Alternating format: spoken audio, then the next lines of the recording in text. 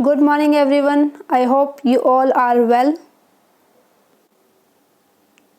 So students, जैसा कि आपको पता है लास्ट वीडियो में हमने सिविक्स का chapter number 1 power sharing start किया था और उसमें हमने बेल्जियम और श्रीलंका की स्टोरीज देखी थी और देखा था वहाँ पे एथनिक कॉम्पोजिशन किस तरीके से है।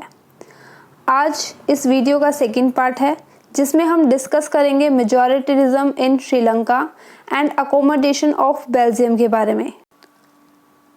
चलिए सबसे पहले बात करते हैं मेजॉरिटिज्म इन श्रीलंका के बारे में।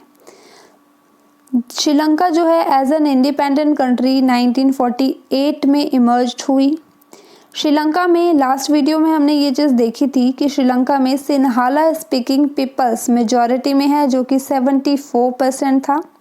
एज अ रिज़ल्ट उसका ये निकला कि वहाँ पे जो गवर्नमेंट थे उसके लीडर्स भी सिन्हाला कम्युनिटी के ही उभर कर आए। अब उसका भी रिज़ल्ट ये निकला कि डेमोक्रेटिक में जो इलेक्टेड गवर्नमेंट थी उन्होंने कोशिश की कि जो सिन्हाला कम्युनिटी के लोग हैं उनका ही सुप्रीमेसी, उनकी ही ताकत जो है वो बरकरार रहे श्रीलंका में हमेशा। बहुसंख्यकवाद एक ऐसा बिलीव है जो कि माना जाता है कि कंट्री में जो भी मेजॉरिटी कम्युनिटी है वही वहाँ पर उस कंट्री में रूल करेगा अपने मन माने ढंग से। उसके लिए अगर उसको माइनॉरिटी कम्युनिटीज़ की विशेस या उनकी नीड्स को, उनकी ज़रूरतों की अवहेलना भी करनी पड़े तो वो लोग कर सकते हैं। दैट इज़ कॉल्ड अ मेजॉरिटिज्म और आप बोल सकते हो बहुसंख्यकवाद। अब बात करते हैं how Sri Lanka government favoured Sinhalese, कि जो श्रीलंका की गवर्नमेंट है उन्होंने किस तरीके से जो सिन्हाला लोगों के लिए फेवर्स किए। इसका एग्जांपल हम देख सकते हैं 1956 में श्रीलंका में एक एक्ट पास किया गया जिसके थ्रू ये बोला गया कि अब से सिन्हाला ही श्रीलंका की ऑफिशियल लैंग्वेज के रूप में जानी जाएगी, बट तमिलियंस को यहाँ पर किसी भी तरीके का प्रिविलेजेस नहीं दिए गए। सेकेंड पॉइंट हम ये देख सकते हैं कि जितने भी पॉलिसीज़ लेकर आई सिन्हाला गवर्नमेंट या हम बोल सकते हैं श्रीलंकाई गवर्नमेंट, उनमें हर जगह पे हमें ये देखने को मिला कि सिन्हाला लोगों को, चाहे वो यूनिवर्सिटीज़ हो चाहे वो गवर्नमेंट जॉब्स हो, जितनी भी प्रायोरिटी थी, जितनी भी प्राथमिकताएं थी वो सिर्फ और सिर्फ सिन्हाला कम्युनिटी के ही लोगों को दी गई।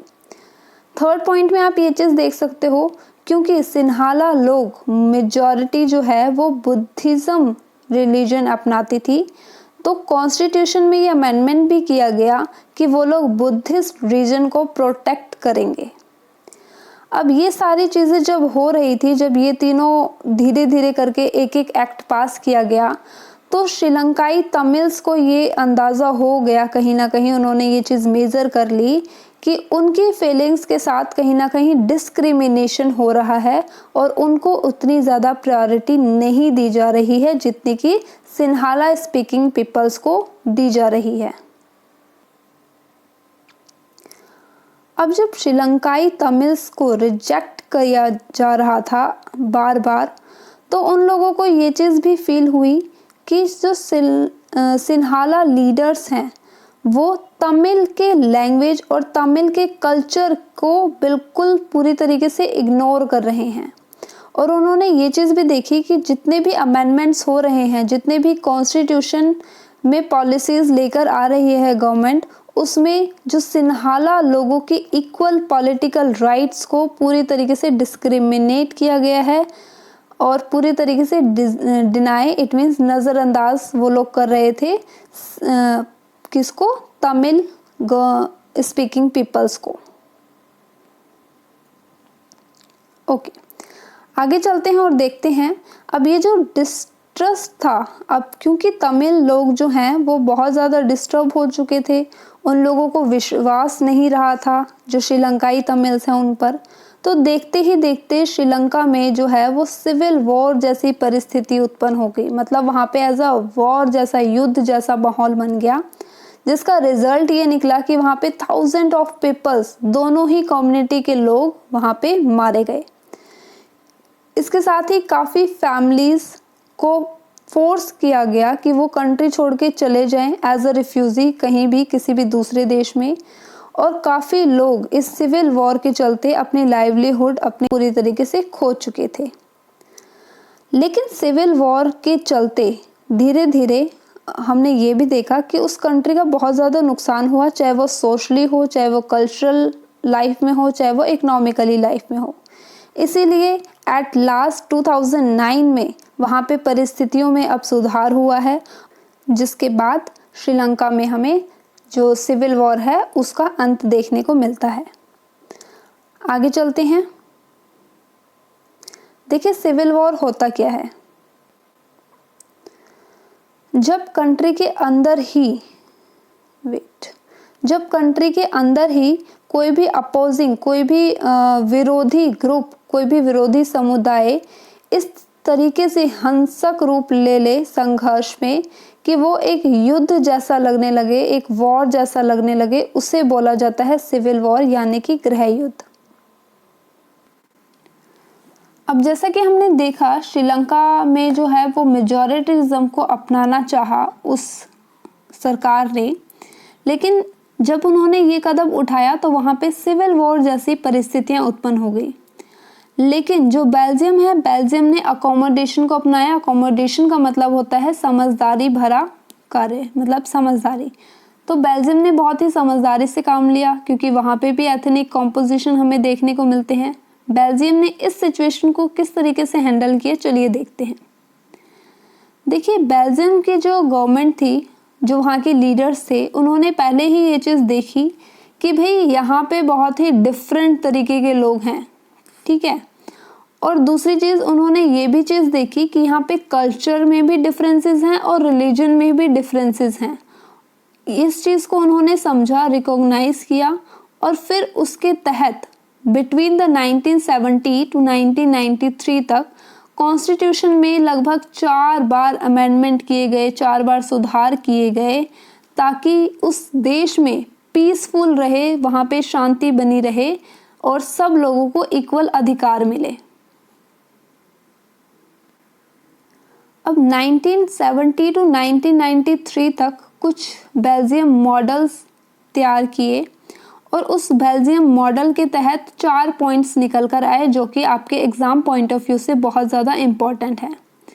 देखिए सबसे पहले क्या किया, जो बेल्जियम की गवर्नमेंट थी, बेल्जियम की सरकार ने बोला कि जो भी सेंटर में गवर्नमेंट रहेगी उसमें नंबर ऑफ डच और number of French speaking ministers equal रहेंगे। फॉर एग्जांपल वहाँ पे रेशियो के हिसाब से हम डिवाइड नहीं करेंगे। फॉर एग्जांपल अगर वहाँ पे 100 सीट हैं सेंटर में, तो 50-50 का हम रेशियो रखेंगे। 50 मिनिस्टर्स डच स्पीकिंग पीपल होंगे और 50 ही मिनिस्टर्स जो हैं वहाँ पर जो मंत्री हैं वो आपके फ्रेंच स्पीकिंग पीपल होंगे।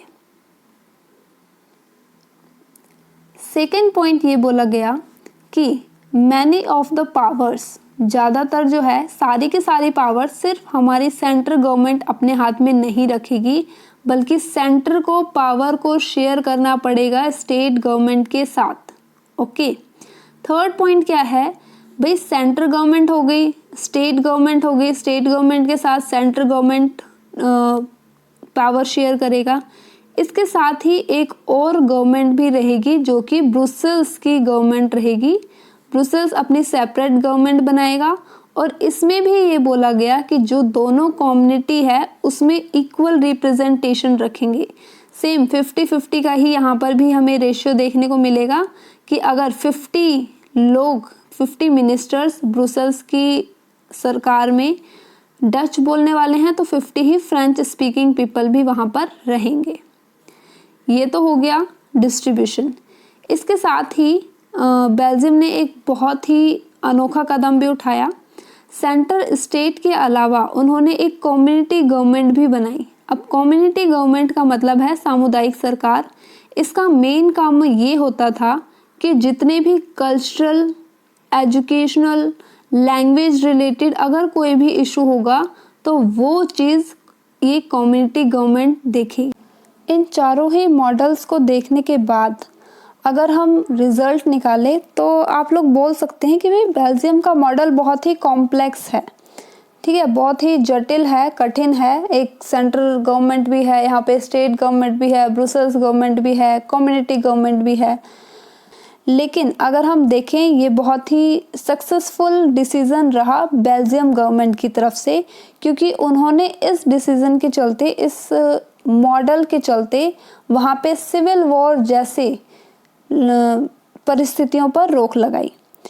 और इसी के चलते जब बेल्जियम में यूरोपियन यूनियन ने ये सोचा कि यूरोपियन यूनियन का हेड कहाँ पर बनाया जाए, तो उन्होंने देखा कि ब्रुसेल्स जो है वहाँ पे इतना कॉम्प्लेक्स होने के बावजूद भी इतना पीसफुल कंट्री के रूप में वो अभी तक काम कर रहा है।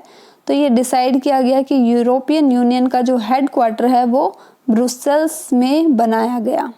ये आपको याद रखना है, ये कई बार वन वर्ड क्वेश्चन में आपसे पूछ लेते हैं कि यूरोपियन यूनियन का हेड क्वार्टर कहाँ पे है, तो बेल्जियम की कैपिटल ब्रुसेल्स में। अब अगर कंक्लूजन निकालें आप इन चारों ही मॉडल्स को देखने के बाद, अगर हम रिजल्ट निकालें तो आप लोग बोल सकते हैं कि भाई बेल्जियम का मॉडल बहुत ही कॉम्प्लेक्स है, ठीक है, बहुत ही जटिल है, कठिन है। एक सेंट्रल गवर्नमेंट भी है, यहाँ पे स्टेट गवर्नमेंट भी है, ब्रुसेल्स गवर्नमेंट भी है, कम्युनिटी गवर्नमेंट भी है। हो सकता है आपको भी ये थोड़ा अजीब लगे और वहाँ की लोगों के लिए भी ये जो है एक कॉम्प्लेक्स बना हुआ है। लेकिन अगर हम देखें, ये बहुत ही सक्सेसफुल डिसीज़न रहा बेल्जियम गवर्नमेंट की तरफ से, क्योंकि उन्होंने इस डिसीज़न के चलते, इस मॉडल के चलते वहाँ पे सिविल वॉर जैसे परिस्थितियों पर रोक लगाई। और इसी के चलते जब बेल्जियम में यूरोपियन यूनियन ने ये सोचा कि यूरोपियन यूनियन का हेड कहाँ पर बनाया जाए, तो उन्होंने देखा कि ब्रुसेल्स जो है वहाँ पे इतना कॉम्प्लेक्स होने के बावजूद भी इतना पीसफुल कंट्री के रूप में वो अभी तक काम कर रहा है। तो ये डिसाइड किया गया कि यूरोपियन यूनियन का जो हेड क्वार्टर है वो ब्रुसेल्स में बनाया गया। ये आपको याद रखना है, ये कई बार वन वर्ड क्वेश्चन में आपसे पूछ लेते हैं कि यूरोपियन यूनियन का हेड क्वार्टर कहाँ पे है, तो बेल्जियम की कैपिटल ब्रुसेल्स में। अब अगर कंक्लूजन निकालें आप, तो आप बोल सकते हैं कि श्रीलंका में, क्योंकि मेजॉरिटिज्म को उन्होंने अपनाया, बहुसंख्यकवाद को अपनाया, और सिर्फ एक ही स्पीकिंग पीपल ने ये कोशिश की कि सिर्फ और सिर्फ उसी की सुप्रीमेसी रहे। परंतु बेल्जियम ने, अगर वहीं पे हम बेल्जियम का देखें तो बेल्जियम ने बहुत ही समझदारी तरीके से, बहुत ही एकोमोडेशन तरीके से वहाँ पे चीज़ों को समझा, उनके कॉम्प्लेक्स को समझा और उसी तरीके से एक बेल्जियम मॉडल तैयार किया, जिसके चलते वहाँ पे सिविल वॉर हमें नहीं देखने को मिलता है। ओके, तो ये था आज का पूरा session. So thank you very much for watching. अगर आपको कोई भी डाउट है तो आप नीचे कमेंट बॉक्स में कमेंट कर सकते हैं, और इसके बाद हमारी एक और वीडियो रहेगी, उसके बाद ये चैप्टर ख़त्म हो जाएगा। अगर आपको कुछ सजेस्ट करना है, कोई चैप्टर आप अपनी तरफ से पढ़ना चाहते हैं, तो आप मुझे प्लीज़ सजेस्ट कीजिए, अदरवाइज़ हम इसका सेकंड चैप्टर कंटिन्यू करेंगे। Thank you very much for watching. जय हिंद।